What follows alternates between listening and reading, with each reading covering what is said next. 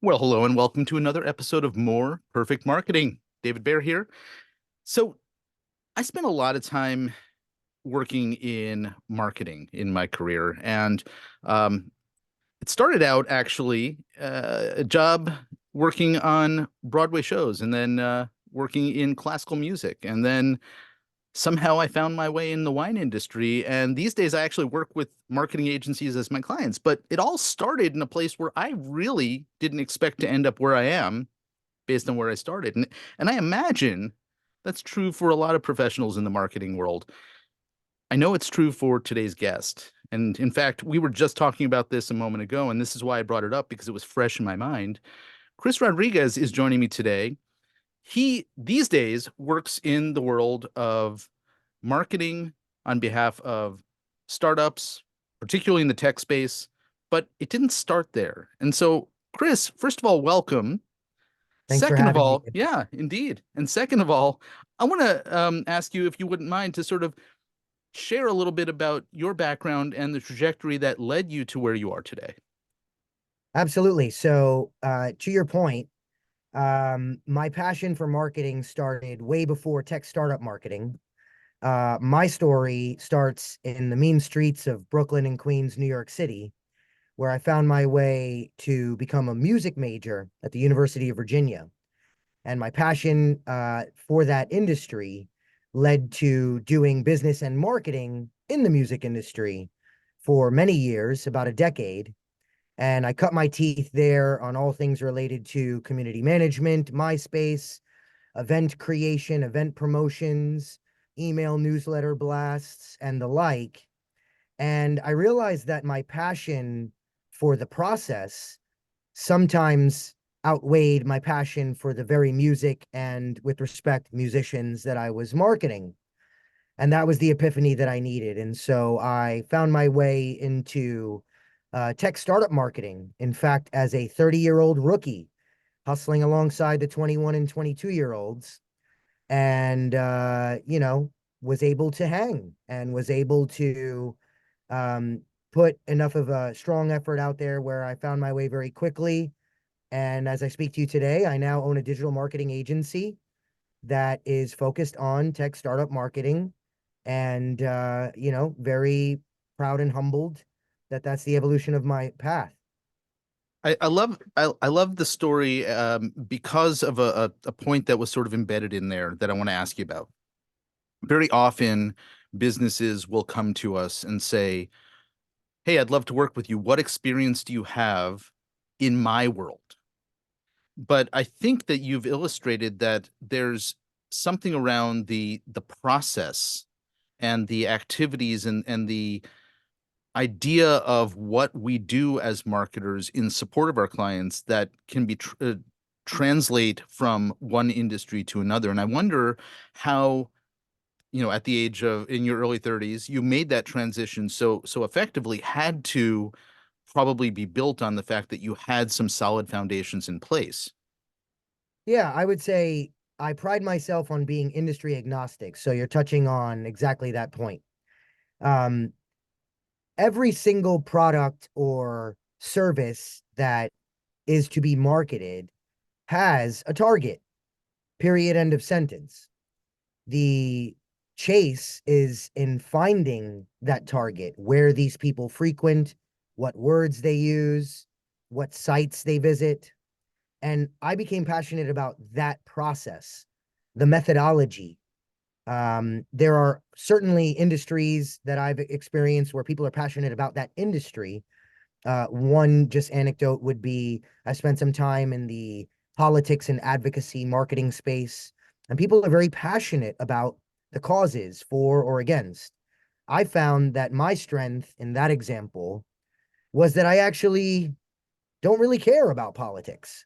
And therefore, I'm just looking to focus on the conversions, the traffic, and the ROI. And it allowed me to shine in an area where sometimes people can get a little too emotionally attached, in my opinion. So I just try to focus on the process, the methodology, the best practices, and not necessarily be too presumptive that I'm aware of the answer. The math in front of you is supposed to be the guide for your data-driven insights. Okay, there's a lot there that we can circle back on. I want to start at the beginning of what you were laying out there, which is the idea that we all, as product or service or businesses, have a specific target, and that there's a lot of different ways to get in front of that. When we say target, we obviously mean the audience, the market that we're aiming to influence in one way or another. So I guess there's two questions that I want to ask here. What do most businesses do incorrectly that needs to be corrected, and what advice do you want to give them? And then how do you start acting on what you learn about the audience? Sure. Well, I think it's difficult to say without getting specific information on a per company basis what that particular company is doing wrong, to be fair. What I believe is that people need to trust the process in a non-biased way. You have to be experimental. You have to try different approaches. What works for one may not work for another. And by different approaches, that can be different channels, right? Facebook, LinkedIn, Twitter, now called X, Google organic search.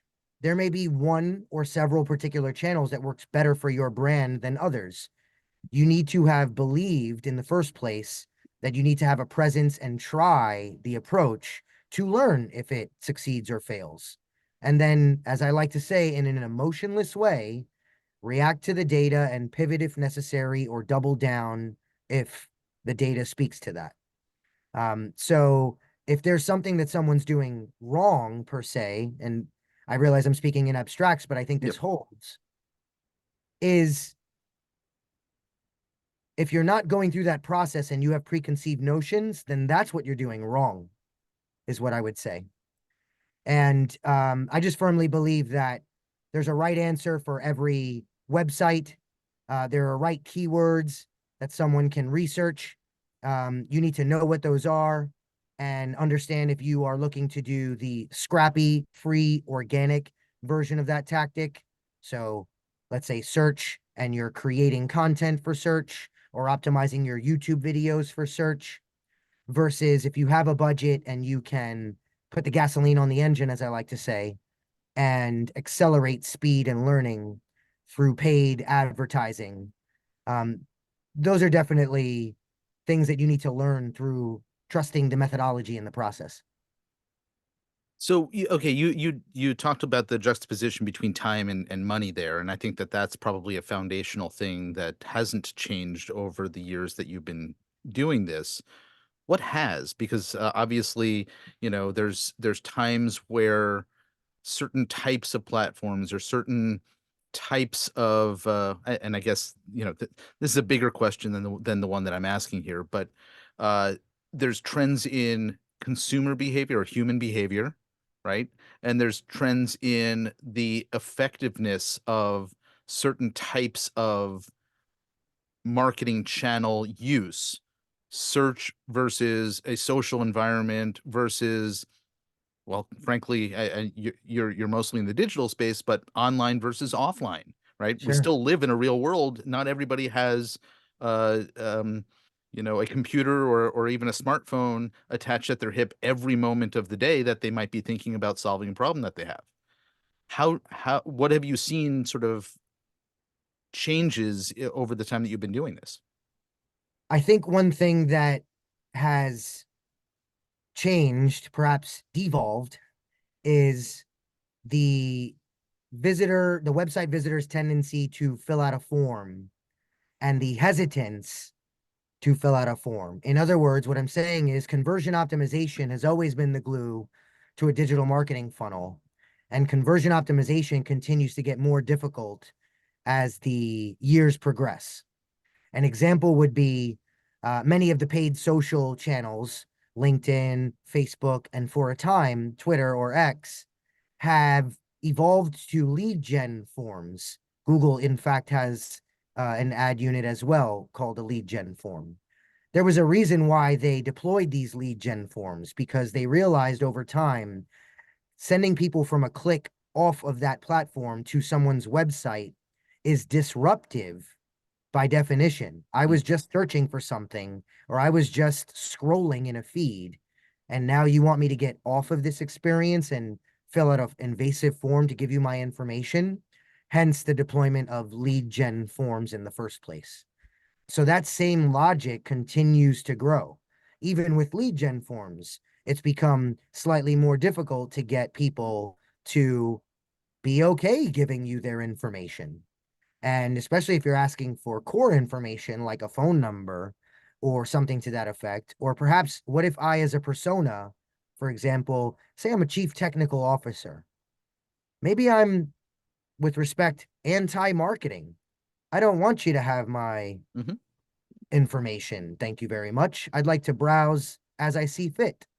So, how am I to generate ROI as the marketer responsible for converting those types of personas? And so the information is the second thing that has evolved. The back end information, the ability to track the visitors without submissions, the ability to understand who specifically has visited my site, who has been influenced by my impressions. Um, those types of things are core to B2B marketing, which I have found to be the main place that I play with my agency, IXL. And it's really just a matter of learning how to continue to drive ROI or validate the efforts that we're doing, while also running into the fire of a tough conversion user behavior. So, okay, we're talking a little bit about information gathering, and there's we're at this moment in time in early 2024 when we're recording this, where Google is finally doing something that they've been talking about doing for quite a while with regard to um, the data that they have loaned to us as advertisers, and other platforms have been going through a similar transition. And what I'm talking about is really going to impact businesses more and more by the end of this year with Google and with other platforms more. And I wonder if you might talk a little bit about, because I'm not an expert in this area as much as you are, what's happening here and what the lesson is for businesses that have been sort of relying on what's known as third-party data from these different platforms, what they need to be shifting into. And quite frankly, I think based on what I've heard you've been talking about, why they're going to benefit from this shift. That's Yeah, presumptive, I guess, that last little part, but well, what you're referring to is just to give a visual to those that are listening. When you visit a website and there's this banner on the top or bottom that explicitly outlines, we would like to track your data. Will you allow these cookies to track you? And there's an allow button versus a disallow button, for lack of a better term. Similarly to the user behavior I'm mentioning, where people just don't want to fill out forms, if I am given a choice there, I'm going to say disallow. And that is something that has happened to directionally, I would say 90+% of all tracking. And so, to answer your question, there need to be other ways to resolve that tracking. Some mobile options exist in terms of actually having device IDs, such that even if you visit my site and you say no, I can still somehow attribute your specific phone and therefore categorize you. There are also very robust databases that are not cheap to have access to, that have already done a lot of this hard work to quantify and collect user information. And then they have essentially the concept of a match, right? A match ID between data that I have for this particular visitor, even with an opt-out like behavior, mhm. and some sort of match to this master database. There are databases that exist that are both B2C and B2B in nature. I'm not talking about the Zoom Infos, the Apollos, the Sales Intels of the world. I'm speaking to master databases that have 250 million line items. That is a robust SQL query to find an entire market. To be able to match visitor data versus a database of that type is a way that you can in 2024 and beyond still figure out who visited my website or who did that action but didn't necessarily give me their information. Um, and I would just say directionally, any idea that will come is most likely going to be going into that same fire of, I no longer can trace this person, so I have to get creative with robust technologies that will allow me to still track this person. Certain things will never go out of style. The concept of a retargeting audience. If you visit my site, though I may not know specifically who you are, I know that you represent a person amongst a larger grouping that has visited my website, and therefore I can still trace you in certain ways. Not specifically you individually, David Bayer, but someone who visited my website from a marketing campaign that you were a part of. The way that you're talking about it, I think most of us have been acknowledging this for a while, feels really invasive from the point of view of the person who is being tracked, but is a hugely powerful shift that we've um, sort of embraced and gotten used to as marketers and businesses and advertisers. That so I just want to call out that the terminology may not feel very comfortable, but it's sort of the way that we've operated. The point that I wanted to ask you about was the shift from this third party data and resources to the idea of owning as much of this data as possible. And maybe, go back to the idea that you were raising earlier about the forms. Well, there's ways to get more forms filled out than less. One of which, this is something that we work with our agency clients who are working through this process with a business, and take two different ends of the spectrum. You take an opt-in form on a website that asks one question: what's your email address? Doesn't ask for a name, doesn't ask for a phone number, doesn't ask for anything else except an email address. The other end of the spectrum is, B2B sites that are giving away a white paper after they've asked you about, who you are, what company you work for, what your role is in the company, how many employees, what's the budget for this, that, and the other thing, and other validation things, presumably to make sure that either it's customized in its response, or it is weeding out those who they don't want to be clogging up their system. Right. So there is one way to kind of be able to manage the data internally at your own. I'm curious to hear your thoughts on this, because this is the space you play in. Sure. Yeah, you're speaking to my heart, David, with even this line of questioning. So obviously, it behooves me and any of my peers in the digital marketing space to get as many submissions as possible. Less is more. So, yes, at its bare bones, a single field, email only is, or let's say if you have mobile marketing aspirations, a single field that says, give me your phone number, same concept, um, is definitely the easiest way to get a conversion.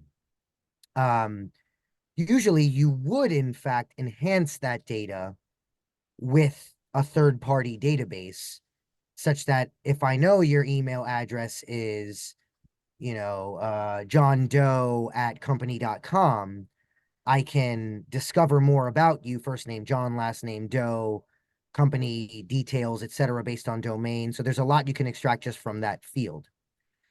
Um, I would argue that the best way to extract data is, once I've acquired someone, to then email nurture that person with either a progressive data acquisition process or utilizing other touch points to continue to accrue more data, even if you're not filling out a form. So if you're not part of an email drip campaign and you've opened emails 1, 2, and 3, I now know that you have demonstrated interest in my product and or brand, and I might segment you differently. You might be warranted to get an email that says, hey, we'd love to call you. We see you're interested in our stuff. Or you can see that someone is representing certain IP address regions, etc., and then segment them regionally. So there are ways to extract data without, let's say, literally extracting data from the Mhm. user providing it. Um, I'm a big fan of email nurturing, email segmentation, and speaking to people with the right message at the right time with the right context, whether you've given me that context or whether I've been able to extrapolate it through some of these means. Give an example of that last piece, because I'm really interested in the idea of the right context. I think is a powerful idea that not too many folks understand. But and the fact that you can create that based on some behavior or some information that was presented directly from the prospect. That's an interesting concept. But what do you mean by context in the first place? Sure. So I'll give the example of my agency, IXL. Let's say someone found their way to my site through some sort of means, could be Google search, could be direct traffic because they heard this very podcast, and you're now on my site. I have different pages that reflect different verticals that we've worked on. I can understand through Google Analytics, um, time on page, interest on page. I can create retargeting audiences based on people who have visited certain pages. I can actually see if you're interested in my prices and or my verticals and or my case studies. And so imagine utilizing that information to put you in segments, audience groupings, buckets in my CRM database to then have an automated email experience after you give me your email address to want to speak to us. Let's say that you visited those pages, but you did not give me your email information. I might have a partnership with a database of 250 million users that allows me to understand that John Doe at company.com visited me, though he or she did not present their email address to me. And I might operationalize my sales team to follow up with John Doe, indicating, hey, I see that you came to the site and were interested. Can we talk?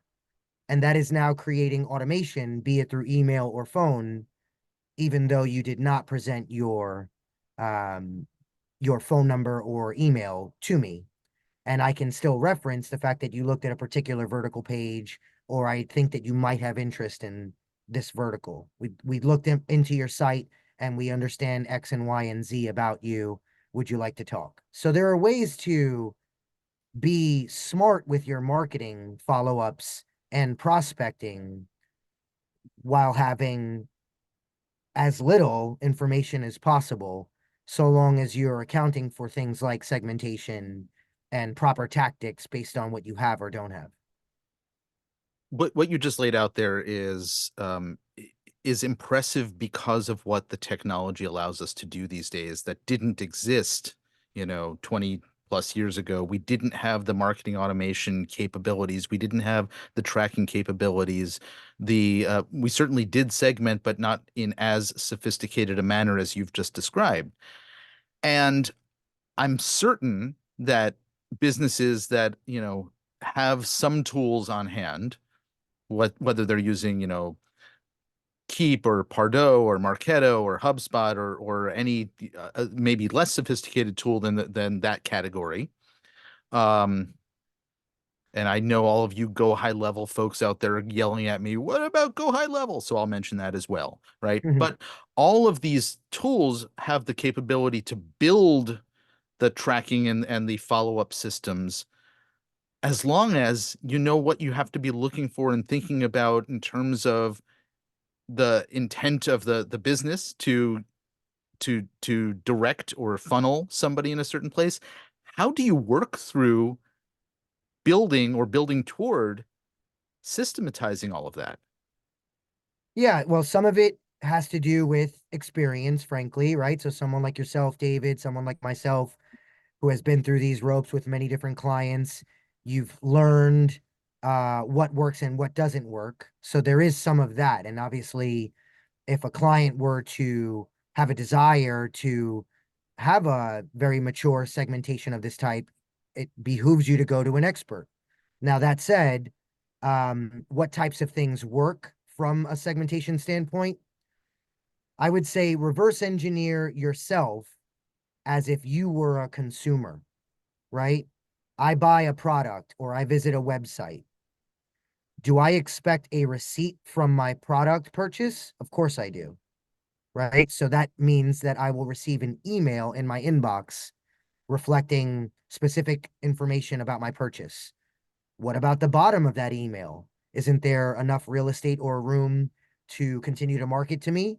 What if I showed interest in a particular product? Would you like to recommend secondary, tertiary products that are related, add-ons, etc.? Um, and what if I give you my email information, period, no matter the why, but you now have it? I'm now into your world. I've entered your domain. Educate me. Tell me more about yourself. Tell me why your brand will help me solve my problems, will help change my life, will help save me time, money, energy. Those would be wise things to do in an email experience once you now have my email. Separate from that, you can use either the visit itself from a tracking perspective or the email address itself to retarget me through advertising. I'll give you one anecdote. So I'm a hip hop generation guy. I love my sneakers. There's plenty of sneakerheads more sneaker headed than I am, but I like my sneakers. The So Nike headquarters is right down the road here, so there you go, I know of Portland, what you Portland, speak. Oregon. Yes. Exactly right. So I'm a big Nike fan. And so I shop on a website, no solicitation, I have no association, called StockX. And StockX has really impressed me with their retargeting ads. Why? Because they actually demonstrate in their advertising the specific sneakers that I had been browsing. Further, they have a motion like retargeting display ad versus a static display ad, which allows me to really have a interactive experience as I'm visiting, let's say, CNN.com, ESPN.com, having nothing to do with the sneaker site.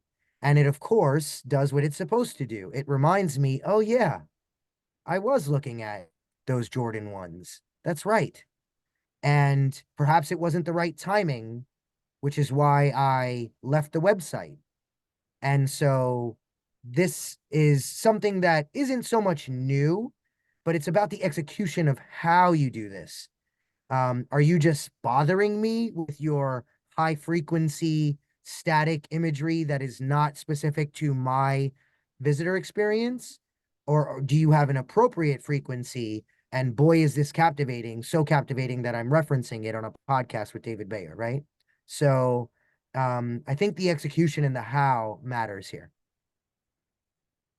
You used the phrase in your communication with me before we decided to do the podcast episode about having an experimental yet purposeful approach. And I think that's very much what you just described there in terms of testing and finding whether different channels are, and we haven't really talked about the testing and acting on what you learn as much, but the purposeful approach of trying this, seeing if you're getting the traction and what are you measuring, the increase in engagement, the increase in ultimately sales, because that's what we're all, businesses are in place for in the first place. Um, so I think, we're digging deeper into a subject that I really, as I can tell you do, I enjoy exploring because it's fascinating to understand the possibilities. How does a business know that this kind of marketing investment is the right one for them? Like it's the right time for them to be looking into this level of sophistication.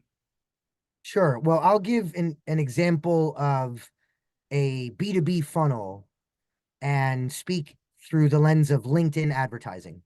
So let's say that I have a B2B SaaS product and I have some traction in certain directions, but nothing that is mathematically solidified. And the answer I seek is perhaps for my investors, perhaps for sales purposes, which vertical is best? I also want to understand, I have my marketing department giving me many different ideas. I might like some, dislike some, but rather than being overly biased on what I like versus don't like, I'd like to learn which particular ad campaign or image works best. And so those are two variables, target and creative. And I often set up with my clients, call it multivariate testing, right? So I'm trying target one with creative one, target one with creative two, target one with creative three, Mm. and then obviously target two with creative one, two, three, etc. And let's say you are now deploying three permutations on each side. I may have 9 campaigns running at the same time with a multi-purpose effort here. One, of course, I want some engagement and conversions. Who doesn't? And sales. But while I'm going down that path, let's learn which target has the highest click-through rate, the highest submission rate. Let's learn which creative has the highest click-through rate and submission rate. And suddenly you're going to see trends while also getting, obviously, the goal of getting clicks, engagement, and eventually conversions.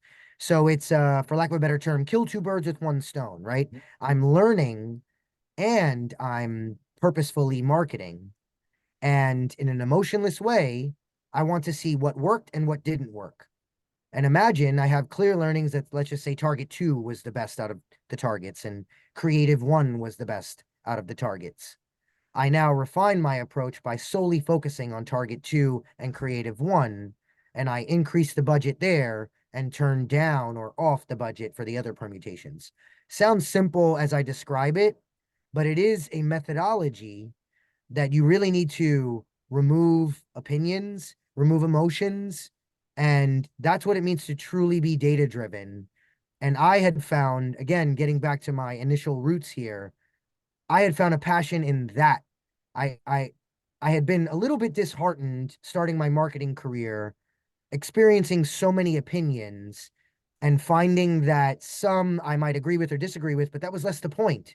What's the right answer? Whether it's my answer or your answer, my ego does not need to lead this conversation. I want to know what the right answer is. And often, people with more experience during my early career would simply be able to have more weight in that room, whereas I might think, not to sound vain, that my particular idea is better, but I'm also not resigned to it. I'd like to learn if I'm right or wrong, wouldn't you?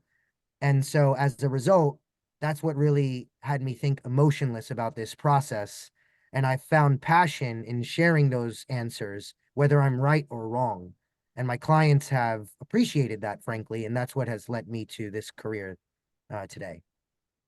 I love it, and I love the passion around finding the right answer through a methodology, through a systematic approach, being the thing that you really appreciate so much about what you do, rather than which creative looks, the most exciting or engaging to you.